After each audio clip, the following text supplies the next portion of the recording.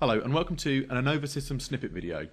My name's Sam Bromley and I'm going to show you how to create reference geometry, and in this particular instance we're going to look at an axis. An axis can be used to create new geometry, and a good example of that would be to create a circular pattern and using that axis as the axis of revolution. So to go about creating a new axis, we go to reference geometry, an axis, and there's 5 different ways in which we can go about fully defining the axis position. So I'm just going to run through the selections that we can make here to fully define an axis position. So first off, we can say that a singular edge would be the position of an axis, i.e. this edge here. We can see we get a preview of that axis.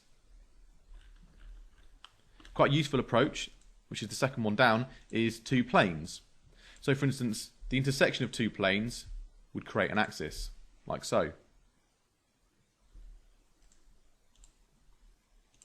We can go between 2 points, i.e. from here to here. We can specify a cylindrical or conical face, this one for example, and we'll get an axis in the very centre point of that conical or cylindrical face. And lastly, we can specify between a point, a face or a plane. For instance, I could say that I'm going to have an axis between this point here and my front plane.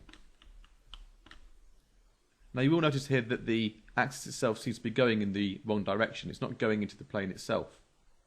Now an axis is infinite in its length, so although it may seem to be going this way, in fact it doesn't really matter. Likewise, it could be going in the opposite direction.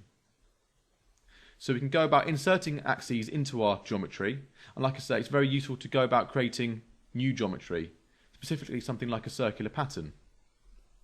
So hopefully I've shown you a few ways we can go about inserting these axes into our geometry itself, and I hope this has been useful to you. Thanks for watching.